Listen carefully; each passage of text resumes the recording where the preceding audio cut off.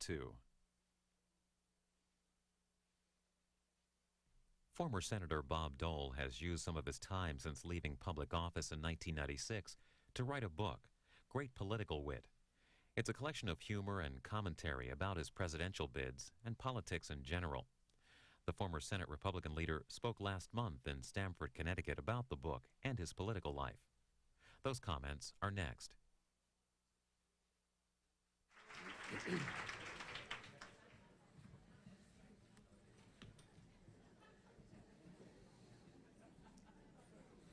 Well, good afternoon, ladies and gentlemen. I'm Warren Cassell from Just Books, and I'm usually saying good morning. Most of you know we moved this from a breakfast to a lunch, and we had to call several hundred people to say we had to change the time, and the almost universal response was, I don't have to get up at that ungodly hour. Next month, the ungodly hour breakfast. We'll have another breakfast, October 30th. We'll have Reeve Lindbergh with a memoir of her family. We'll have former Governor William Weld of Massachusetts, who has a novel about politics.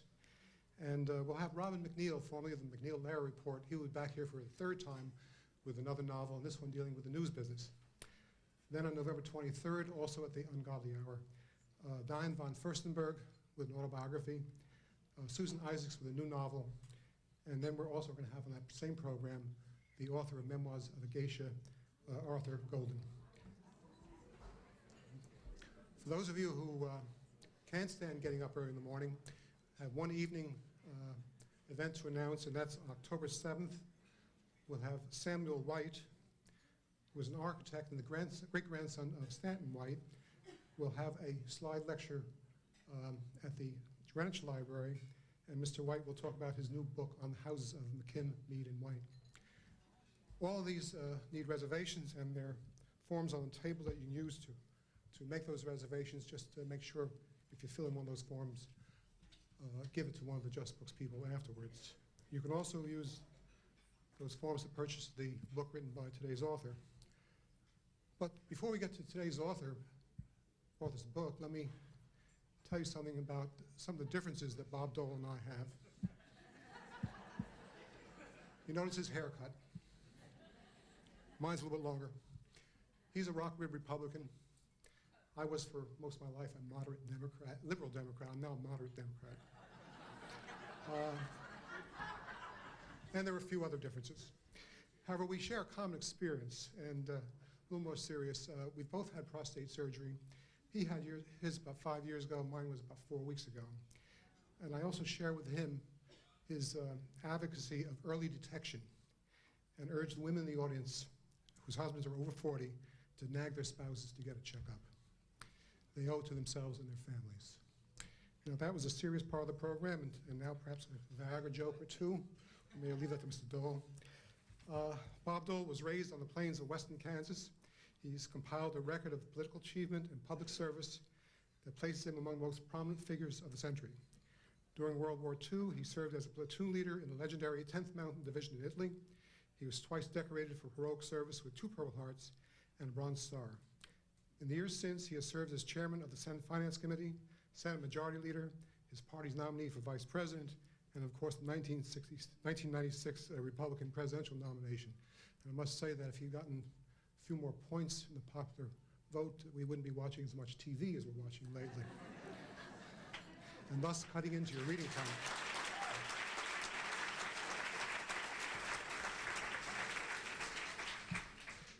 Senator Dole's true rise to fame, however, began shortly after the last presidential election, when viewers of Jay Leno and David Letterman discovered one of the best-kept secrets in Washington, and that was the good senator's wry sense of humor. His new book, Great Political Wit, showcases some of the funniest anecdotes and witticisms to come out of the Beltway in recent memory. Please welcome Bob Dole.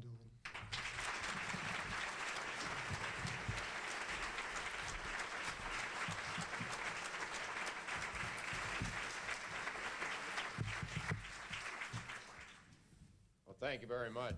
Let's see, oh, this is it, right? Yeah. A lot of people there. I don't know what you all came for, but I'm glad you're here. So hope you had a great lunch. And you've got some great groups coming, real authors. I mean, I'm not an author, I'm a compiler. You know, I compile a lot of these things, put some of my own thoughts into it, and we think we've got a, you know, pretty funny book. It's an easy read. You can put it in a Christmas stocking or wherever.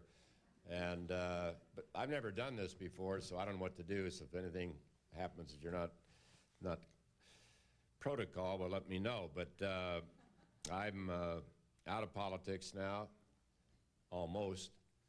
I picked up, we have 2 publications that come out twice a week on the Hill that Congress reads widely and that other people read widely. One's called Roll Call and one is called The Hill.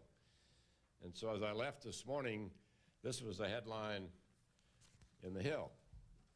Clinton asked Dole for help in The Hill. So,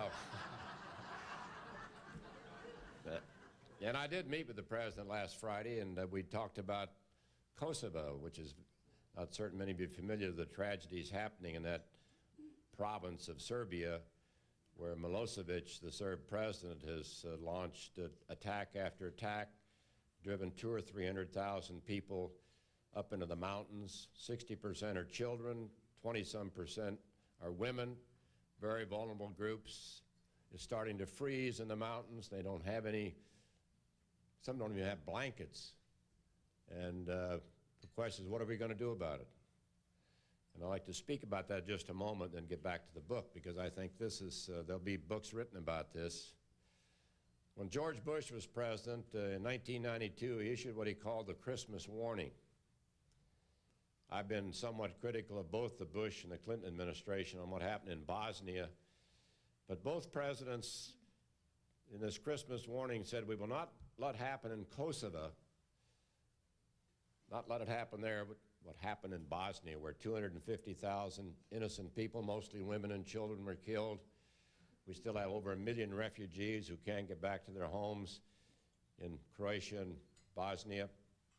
We have, I'm chairman of the International Commission on Missing Persons for the administration. I've been to Bosnia 4 times this year. We have about 30,000 men, for the most part, 92%, who just disappeared. They were pulled from their homes. They were tortured, they were starved, they were executed and dumped in mass graves.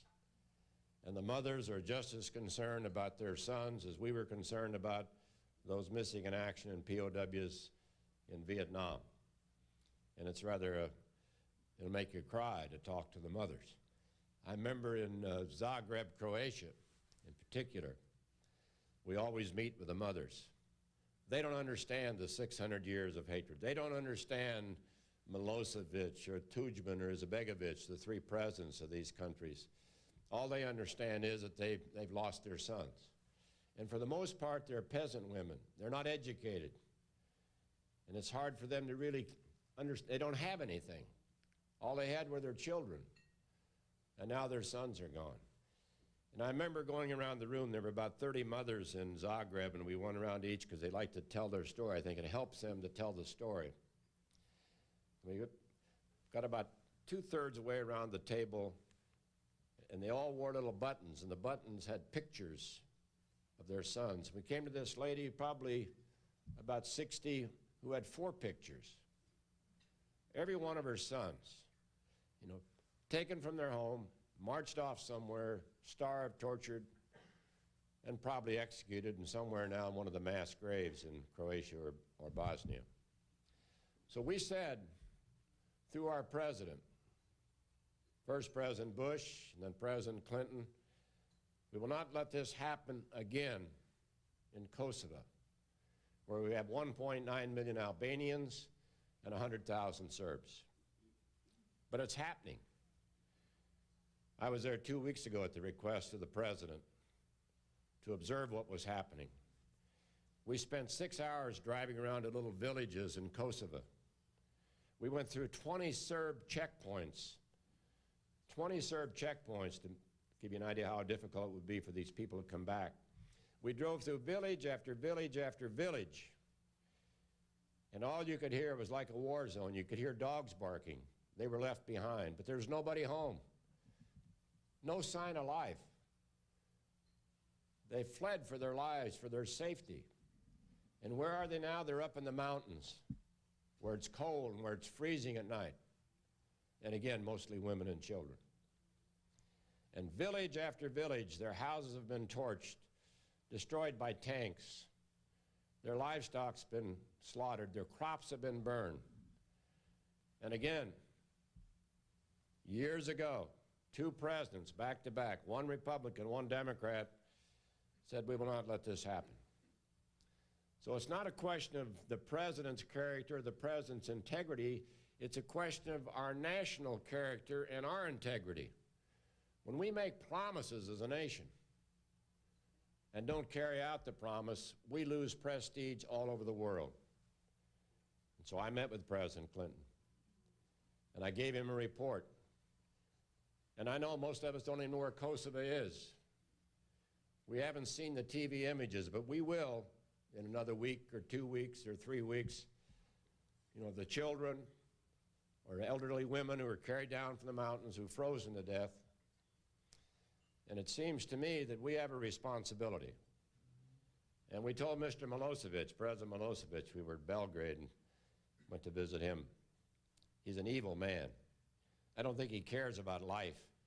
He doesn't represent Serbian Americans who you may know, or even less than half the Serbs who live in Serbia. But he stays in power because people are frightened. And it just seems to me that before we get into the book, which is supposed to be humorous, this is not very humorous. It's deadly serious. As I said last night in a speech in Washington, that my view is time has passed. We don't need any more speeches at the United Nations. We don't need any more resolutions that you ought to stop. He's not going to stop. I'm not talking about sending American ground troops. We're talking about a country of 10 million people, Serbia. It's not a world power. But as long as he understands he can, with impunity, take the lives of women and children, destroy their homes, and what did he tell us? He said, we haven't done a single thing. We're doing all we can to help these poor people. And we want them to come back home. What home? They don't have a home. We were told that 50 people living in one room in some cases. We were told by 2 eyewitnesses, 2 women who saw their husbands killed in front of them, in front of their families, didn't even have weapons.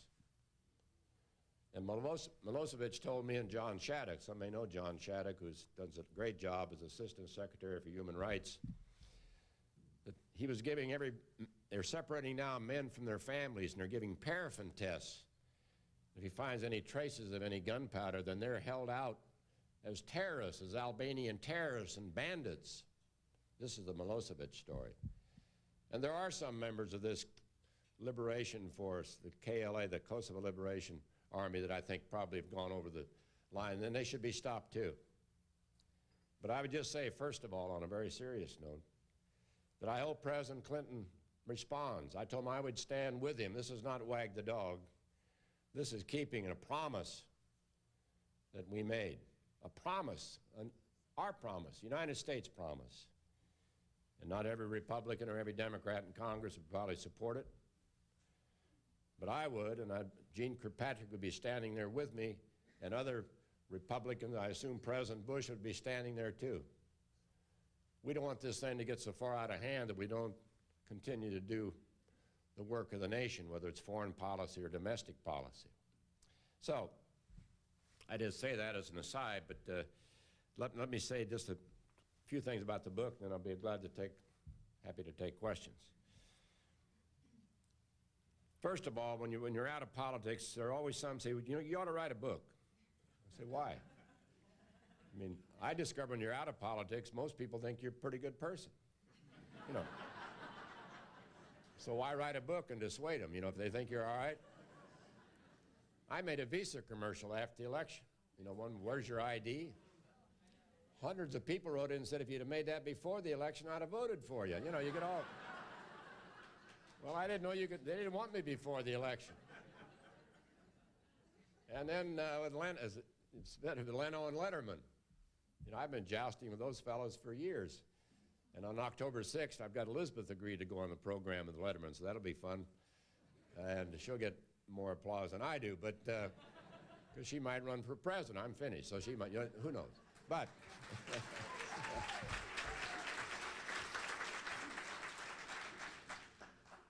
But first, somebody, oh, you write a serious book about leadership and what things that you would tell younger people they should do if they want to get into politics or government or whatever. And I think that's very worthwhile. But I said, well, let me think about it. And I've thought about it and thought about it. I'm still thinking about it.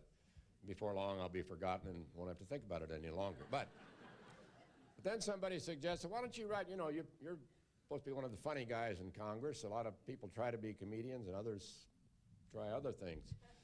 And so I said, okay, let's do that. I mean, I think, and timing couldn't be better. If anything we need in politics right now is somebody to laugh at themselves or laugh about politics, and not everything's serious, not everything's going down the drain in America. And so we've been working on it for a while, and what I did is compile what I thought were sort of the best things that had happened from different politicians, different government leaders. I think my favorite is Churchill. The lady asked her, said, if you were my husband, I'd poison your coffee. And he said, if I were your husband, I would drink it. You know, those are very good. So, and we try to keep them short. So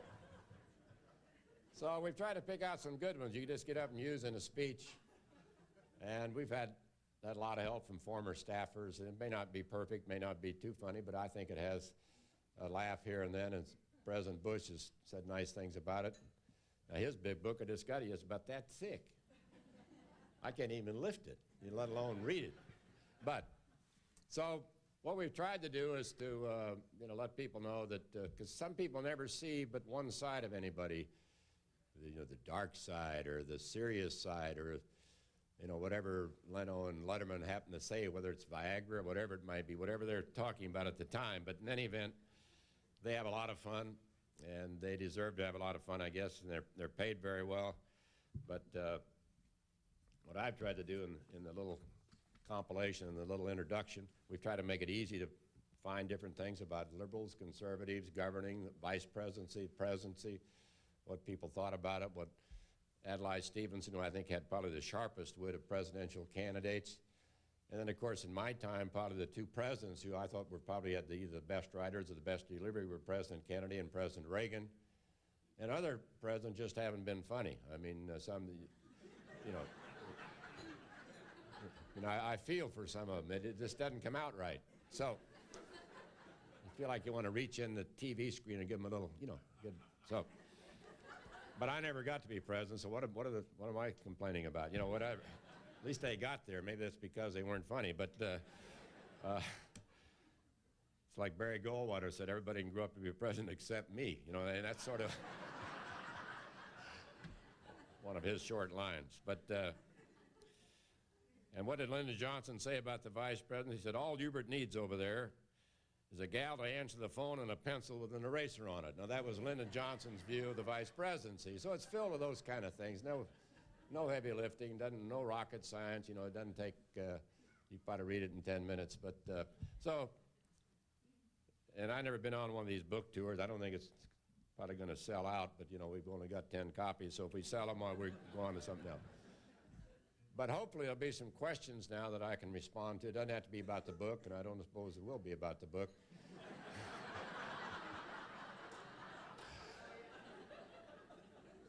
I did a thing for an NPR yesterday. It's supposed to be sort of a book promotion. I had one question, what's the title? And the rest, 30 minutes, was all on the White House and the Congress and what's happening. So I'm prepared for that. But anybody have a first question? Yes? Is there a possibility that your wife will run for president? And can I sign up? Yeah, well, yeah, is there a possibility that Elizabeth will run for president? I think so. I mean, I don't know this to be a fact, but I keep listening for little signs. And, but she doesn't want to tell me because, I lost. So she wants to. I do a lot of these success forums. They always want one loser in the group, so I go around it. All these great people have had great success stories. Then they put me on, not at the end of the program, sort of in the middle. So you say, well, we've got one failure. His name is Bob Dole. He's going to speak for 5 minutes and then get him out of here. But I just give you a little clue. I was in Iowa Saturday, and I went in I couldn't go through an election cycle without going to Iowa. I've been going there for so long with some success. But There were about 60 people in the living room. We had a lot of these town meetings and little groups come together in someone's home. And I told Elizabeth when I got back, I said, half the people there said they hoped you'd run for president. I said, nobody out there has yet been very exciting, and there have been a lot of people there. I mean, a couple of the candidates, Forbes and Alexander, have been in Iowa long enough to get the homestead exemption. You know, they moved in the day I lost the last election. So, it's going to be wide open. There's going to be a woman president one of these days, and I say, well, people say, well, there might be a woman on the ticket, but there's always, whoa, you mean number 2? I said, I didn't say number 2. I said, young George Bush might make a good vice president. You know, who knows? So that's the way to treat it. It's going to happen. It's happening everywhere. You look at Madeleine Albright, you look at elected officials, look at corporate leaders, more and more women. And I happen to think that you're just totally unbiased, that Elizabeth has a lot of great qualities. And I told her, I said, now, Elizabeth, if you get elected, you know, all I want's a car and a driver, just something to, you know, something to tool around town with when you're busy. But then I thought about the time when Margaret Thatcher took her husband Dennis to the Falkland Islands. That was '82. And a lot of people haven't heard from him since, so I want a beeper, you know, I want a beeper. In case I'm left behind at some big function, state function, I can call somebody to pick me up, say, you know, or call a yellow cab, whatever, in any event, so I don't know whether she's going to run or not. Anybody else? Yes, sir. We have a past generation of leaders, including yourself, who gave national service and contributed to our country in many ways. And we have an electorate, the older half of whom gave national service in some way, and the younger half of whom don't. Do you think national service will come back as an idea in America? I mean, sort of, Teaching for yeah. something mandatory for all young people? Now, let me repeat the question. The question about whether some sort of mandatory public service would be a good idea for young people. You know, we had mandatory service because we had World War II, and everybody was involved. You talk about one time the country came together, and you didn't have to be in uniform. You could be on the farm, or you could be in the factory, and everybody was together. And one of the jobs I've taken on since leaving Congress is a volunteer trying to raise $100 million for a World War II memorial. We don't have one in Washington, D.C. It's the unfinished business of World War II. And we hope we've raised about $40 million, and it's not easy, but the point is that we're going to get it done. Peace Corps, Vista, whatever, a lot of these programs that I think have been somewhat effective. I'm not certain about mandatory public service, whether you really, I think we learned a lot because of the kind of public service we were involved in. And of course, my hero in that era was Dwight Eisenhower. And we learned a lot about responsibility. We learned a lot about values, and none of us are perfect, don't misunderstand me, but we learned about simple things like honesty and integrity and hard work and accountability. And I recite the time that Eisenhower had to make a decision about D-Day. You couldn't see your hand in front of your face. But he had to make a decision. And it wasn't his, it was his decision, but he knew when he made it, probably thousands and thousands of young men, some women, but primarily young men, Americans and our allies, were going to lose their lives or be disabled the rest of their life. And he prayed about it, and then he made the decision, June 6th. And then just in case they failed, he wrote out a little 4-sentence statement he was going to hand out as a press release in case it failed. And it said, in effect, our landings have failed. We relied on the best advice we could get from all the different sources, and the soldiers, the sailors, the Marines did all the bravery could ask and more. But if there's any responsibility, it is mine alone. Now think about that statement. Talk about accountability, no focus groups, no spin doctors, no consultants, no polls. He did it. It was his responsibility. And somebody gave me a copy of that last night. That was an award I received, a handwritten copy of that. A lot of World War II veterans still carry it around with them. When we talk about leadership, there's a definition right there. It is my responsibility alone. Now, if you can learn that from public service, the answer would be yes. But I think there are a lot of good people out there that may not be in public service who certainly understand responsibility and understand leadership. And I'm very optimistic about America. I think we've got a great future. We're going into a new century. We're going to have the kind of leaders that we're going to have different states and different counties and not in Congress and the White House. So I feel pretty good about going into the next century. And I think we're still the greatest country on the face of the earth. And I think people appreciate it once you leave the country and come back. I think you sort of get a feel for it. Yes, sir. Oh, yes, ma'am. I was just putting your two thoughts together, and I was thinking what you were just saying about Clinton and Bush not living up to their promise. It was Eisenhower that didn't live up to his promise in Hungary. In where? In Hungary. Yeah, I don't think they made a promise in Hungary, but I think we could have done more myself. I think we let people down in Hungary. But again, this is an explicit promise made publicly. I'm not criticizing Bush. I'm just saying when the country makes a promise to its leaders, then we have a responsibility. We can't change what happened in Hungary in '56. It was a big mistake. We made a mistake. We've tried to reconcile that with the efforts we've made, and I'm happy that Hungary and Poland and the Czech Republic are a part of NATO now, and they'd be involved in whatever we might do in the future. But I think everybody makes mistakes, at least everybody I know. One thing I've learned as you live a while, there's nobody here who lived that long, but you find out that success and failure are not just polar opposites, it's part of life. I mean, I've never met a person who's never had a failure. Maybe somebody here, if they are, I don't want to meet you because, I mean, it's part of life. I mean, you got successes and you have failures, and you learn that, well, you sort of have to live with it. And I was asked to give a commencement speech at George Washington University this past year, and I said, I'll do it if the students give me some ideas. It's rather intimidating. You stand up in front of all these bright seniors and say, well, the world is your oyster, go out and go to work, all this stuff. That's what everybody says. And you sort of feel like a corpse at a funeral at a commencement address anyway.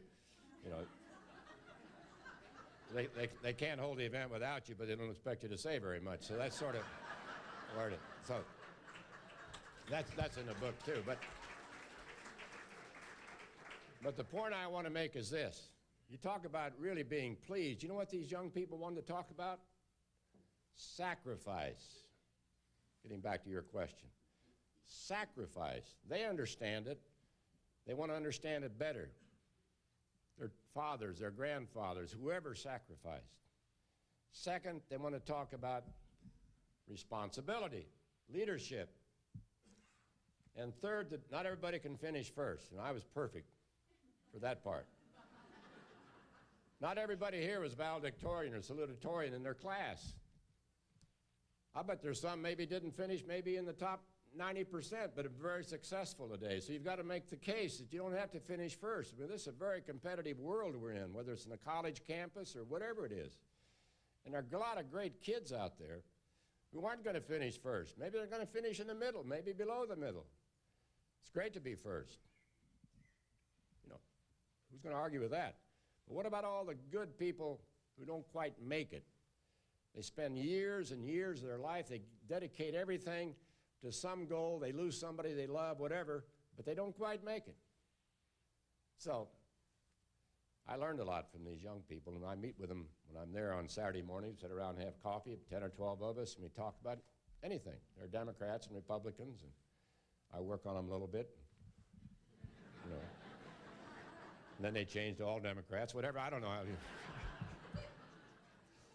Yes. Yes, sir. Both yourself and President Bush, when you ran on service, integrity, moral values and all, and voters kind of turned their backs.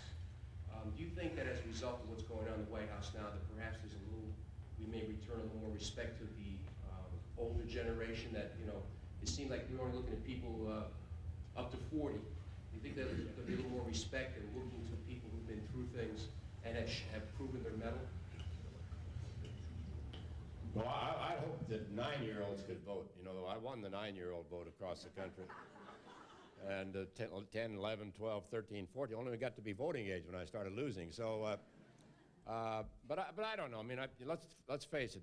Nobody's elected president of the United States without a lot of skill and a lot of intelligence and things of that kind. And certainly President Clinton demonstrated that. He also had another thing going for him. Not to say this is all he had, but he had the economy. It really started in the last quarter of the Bush administration when President Bush was not able to make the case. And so we've got a roaring economy. The stock market's, I don't know what it's doing today, but it's doing something. And, you know, and that's been very helpful. I mean, I lived through Watergate, and I'm living through this. And Watergate, of course, Richard Nixon was president. I'd been Republican national chairman in 71 and 72. I lived at the Watergate South in apartment 112. I live there now, and Monica's in 114, you know. And I walk by very fast. I don't want to be subpoenaed, you know, so.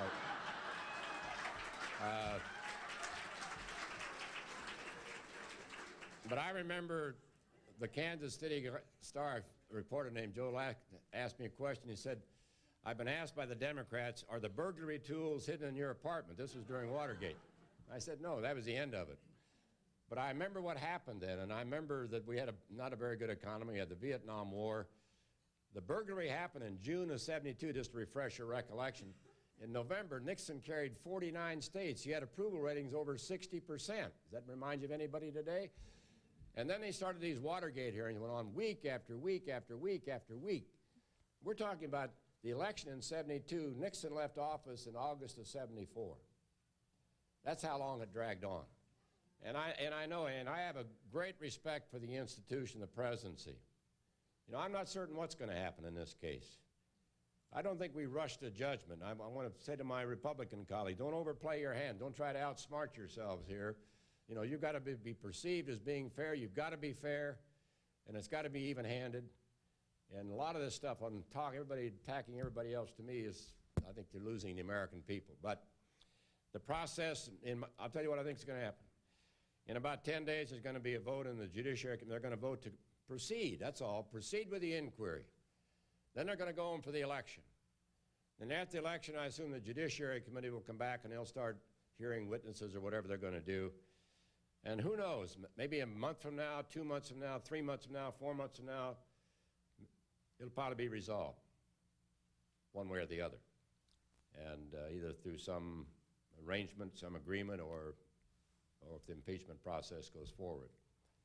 But we did touch on this in my visit with President Clinton. Obviously, he doesn't want to leave.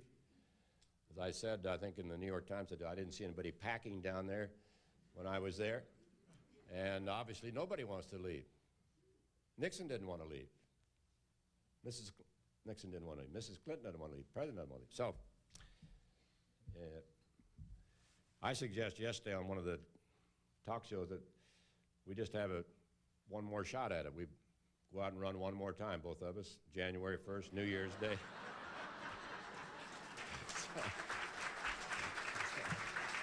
But I don't think that'll happen, so I haven't ordered any buttons or anything. Yes, sir. I was very much against releasing the tapes. If you talk about America being a great nation, I think it was embarrassing to the United States, and I think it was inappropriate. I would be interested to hear your view on this and why it didn't become public for the whole world to see. Yeah. Well, I think you have to go back and look, and I'm not there anymore, so I don't know all the nuances. I don't know all the things that happened in the back room in either party. But there was a vote where 70% of the members of Congress voted to leave it up to the Judiciary Committee on what to release. Now, tell you what I think. I think Clinton, I think he says so in the tape. He knew these was going to be released. My view is he spoke to the American people. He didn't speak to the grand jury. I mean, he knew precisely it was going to be released.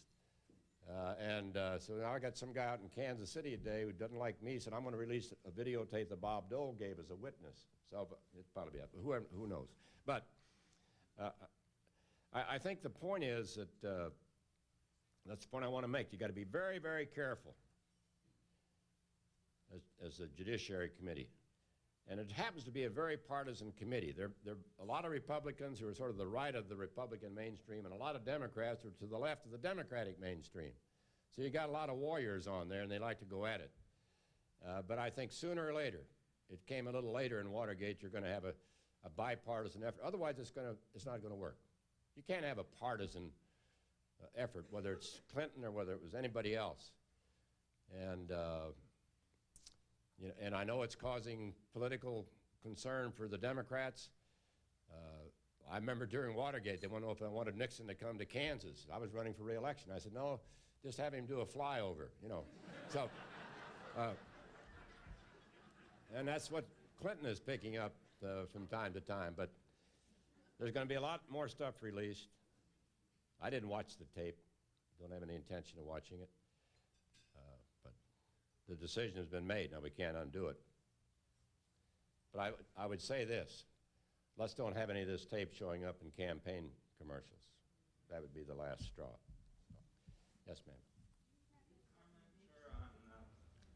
Senator Helms and his committee apparently holding our dues payment to the UN hostage to the abortion right to life issue. Well, that would be a mistake. I think what Jesse has in mind, I don't think he's doing that. It may be somebody else. But I think in Jesse's case, he's trying to get some reform in the United Nations. And sooner or later, it's got to be resolved. But I don't think, I'd have to check, because I haven't checked that particular issue, that that's the case. It'd be wrong. And I think we've got some ambassadorial nominees that ought to be confirmed before they go out. One is John Shattuck, who I hope is going to be the new ambassador to the Czech Republic, and I think he's hopefully having his hearing this week. But I don't think that's Senator Helms in this particular case. I think I know it is somebody on the House side, but we need to work it out so we can be up to date on our dues, no question about it. You know, we're the richest nation there is, but doesn't mean we can't have some reform, because they waste a lot of money in the UN, and a lot of it could be saved. And one of the people who first initiated that investigation was my colleague, Senator Nancy Kassebaum, who's a big supporter of the UN, but she saw so much. She was on the Foreign Relations Committee and saw all this waste and nepotism and expenses all over the world, needless expenses, that we did cut our share back considerably. And I think Senator Helms thinks we can do more, plus some other basic reforms. And I think he's had sort of the blessing from the Secretary of State. They just haven't worked it out. But we need to get it done and pay up. Excuse me, I did. Back to the question of the Serbs, the leader of the Serbs. Do you have any specific recommendations on how we should approach this whole problem? The question is back to the Serbs and back to, well, and what do we do about it? I mean, it's easy to identify the problem. It's not easy, but I think it's time for NATO to act. I mean, I think if we're going to ever have any democracy in Serbia as well as anywhere else, but you just can't continue to repeat and repeat and repeat what happened in Bosnia. Now it's happening in Kosovo. There's a story in the paper about another 15,000 people are going to be refugees driven from their homes. Now, Milosevic obviously gives you his side of the story. He said this all being caused by Albanian terrorists. They're all terrorists. They're all bandits. I don't believe that. Now, they lived pretty well under Tito in Kosovo. They lived together. And now if you're an Albanian, you can't practice medicine in a Serb hospital. We went to dinner one night. Here was this fine young man, a doctor. What's he doing? He's waiting tables. And there are a lot of Albanians who need help, but they can't practice medicine in Serb hospitals. They don't have schools. They don't have their legislature. There's got to be some sort of autonomy. Now, some say independence. I won't get into that. I'm not into that. But some autonomy.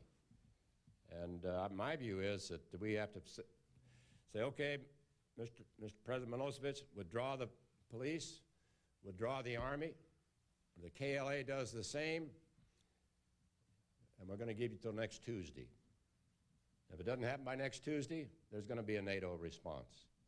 And again, I'm not going to suggest which response. But yes? Senator, you ran on the issue of character. Do people you talk to or you yourself ever have feelings of "I told you so"? Well, I've been out a lot and some of the media say, are you on an "I told you so" tour? I said, no, I'm not on an "I told you so" tour. That election's over. That's history. I lost. But I think the biggest thing that hasn't been examined, I must say, is not all the stuff we're reading about now. It's is how the opposition raised money in the campaign. Been 2 years now, and we haven't even started that, and I don't think Janet Reno has any real intention to start it. And they said, well, the Republicans did it too. I said, well, bring them on. You know, I didn't have the Lincoln bedroom. We didn't sell, we weren't had any links to the Chinese. And I really believe what they should be focusing on now is, if both parties involved, okay. I happen to think we're going to have to slow down the spending, put a lid on soft money, and phase it out over a number of years. Somebody gives $1 million soft money, that's a lot of money. And I know my party leader doesn't agree with me because he's out there trying to collect the money. You know, and he said, oh, we can't do that. And it's a lot easier to get $1 million from one person than $1 million from a million, you know, dollar piece. You only have to write one thank you, you know. You just say thanks $1 million, and that's it. It's all over. Right. Yes. But Senator Bob Dole, do you feel that our country is now experiencing the stages of a spiritual revival? And if so, sir, would you please take your message to Reverend Billy Graham? And one last statement, to iterate profoundly, Mr. Dole, our country is ready for Elizabeth Dole for president. Well, I'm a big fan of Billy Graham's. I've been up to his place in Montreat, North Carolina. I remember taking my father-in-law up there 15 years ago. I think you're seeing some of that too, some of the spiritual revival. And I hope it's true. And you see signs of it everywhere. I'm not talking about the religious right here. Don't misunderstand me. I'm just talking about religion generally. Dr. Dobson didn't vote for me because I wasn't right enough. So, you know, I think that's a problem we have. Democrats have their problems. But, you know, I've got a view as a Republican, and I'm certain the Democrats have a view, that we don't have to agree on every issue to be a good party member. We don't give litmus tests. We don't have to say, well, let's see now, we got a checklist like a pilot before you take off. You know, before you come into the meeting, you got to say this, okay, okay, okay, okay, okay. If you don't agree on everything, you can't come in. I mean, I stayed up all night one night, election night, trying to think of somebody I didn't want to vote for me. I couldn't think of anybody. You know. And I can't think of many people I don't want in the Republican Party. I might be able to pick out a few, but I think as a party, you know, we see what happened in this part of the country in '96, when only 38% of women voted for us. We were in trouble. I won the male vote. Somebody said, well, you shouldn't have had women's suffrage. I said, well, you know, it's a little late. But seriously, we've got a problem. And we need to recognize it as a party. I bet there are people that women here don't agree on every issue, but maybe Republicans or Democrats. I'm just suggesting that when you run for national office, you got to emphasize what we agree on, not emphasize what we disagree on. And there are some special interest groups out there in both parties that if you're not with them 100% and out there every speech preaching what they want you to talk about, we're not going to vote for you. So I think it's too bad. Let me, yes. Something we as individuals can do about Kosovo? I mean, can we write or, is there something? Something individuals can do about Kosovo. Well, a lot of you are already doing it. I know many people here may not know about all the great volunteer agencies over there trying to get up to help these people, but they're being denied access to the people. Now, Milivojevic is saying, well, Milivojevic says, well, they can go home. Yeah, they can go home. There's no home left. What do you go home to? He's now trying to force people out of the mountains and put them in any home, even though it may not even be their village, to say, oh, I got them back. They're back home. I've saved these people. He's trying to make it appear that he's saving these people from these Albanian terrorists, a little ragtag army of a couple of thousand people. And there's some of those people who've done bad things, and they ought to be arrested. They ought to be dealt with immediately.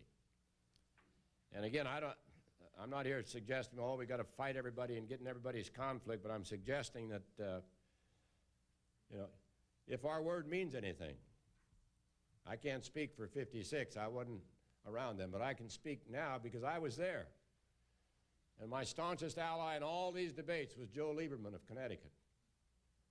Joe Lieberman of Connecticut.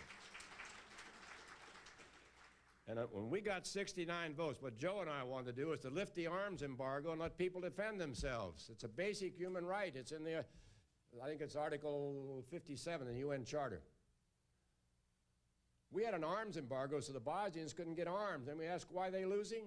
And why are people dying? Because they couldn't defend themselves. It's a basic right in America. And we went from 40-some votes to 69 votes, and I think when we got to 69 votes, it changed the policy of this administration. Finally, something happened. So it's not partisan, the point I want to make. It's bipartisan. So let me conclude. I know a lot of you have other things to do, but I did want to mention the book before I left. You know, it's I think I sold my copy at least. Anyway. Now, you may have heard this story before, but I don't know, I think it's in the book. It's too long. But I try to keep everything short. We contacted Ted Kennedy's office and people who knew Bush and people who knew Reagan, Ford, because we didn't want any offensive material in the book. It's supposed to be something your kids could read. You know, you can't watch the news anymore, so you can read this. So, and we think it's that way. There may be a couple of things there. I hope not. I hope not. So. In any event, when I was a majority leader and pretty active in politics and a presidential candidate, you know, a lot of people get frustrated, and there may be some in this room frustrated about somebody in politics, somebody in government, local, state, federal level. But you can always tell when people are really frustrated when you get one of these letters where it's been signed, you know, both sides of page filled. You can barely get the signature on the bottom of the second page. They put it in the envelope, they put a stamp on, they address it. Then they think of about 9 more nasty things, so they start writing on the back of the envelope, and then they write on the front of the envelope. And this letter finally reaches your desk. And it's mean, and it's obscene, and it's kind of nasty. And what do you do with it? I used to say, well, maybe leave it there, maybe something will happen, maybe fall off somebody, or maybe I'll put it in the congressional record. Nobody ever reads that, just shove it in the congressional record. But that costs money. Taxpayers' money. So I did what former Democrat Senator Stephen Young of Ohio did. I took, and I got a lot of these, but I just say one for example. I took this letter, put a little note on it, put it in one of my envelopes and sent it back to the person. And the little note said, some damn fool sent me this letter and signed your name. Now it works. I mean, it works every time. You never hear from the person again. Of course, they're never going to vote for you. That's why I always try to on out-of-state voters first. Didn't try it on Kansas voters. But, I mean, the point I guess I'd make there, I mean, even those of us in politics, you know, there's some limits. We can't be that bad as some people write. We're probably bad, probably do things wrong, don't vote right, and all these other things. But some things just can't be that bad. So that's one defense we have. But I appreciate this. I thought it would last a week, and then they'd say, well, the Senate's been dissolved, you know, but it didn't happen. So that's the way it works in our private lives and whatever. So thank you very much for coming, and I appreciate this opportunity. God bless America. Thank you.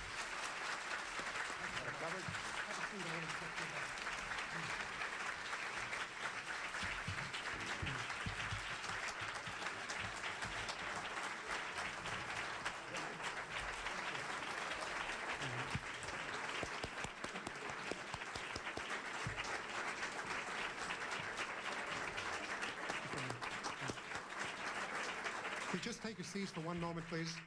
I have a confession to make. I read the Senator's book, and it's funny.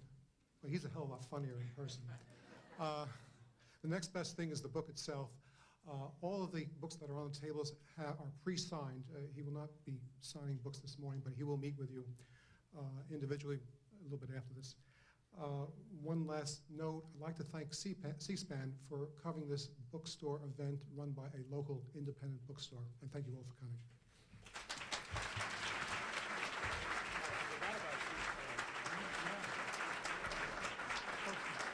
You want to just stand down here?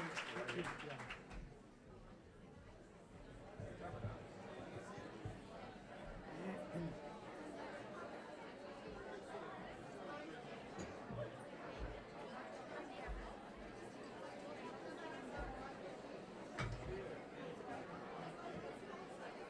Former Senator Dole was Republican leader of the Senate from 1985 until he stepped down for an unsuccessful presidential bid in 1996. His book, Great Political Wit, is published by Doubleday. This event was hosted by Just Books in nearby Greenwich, Connecticut.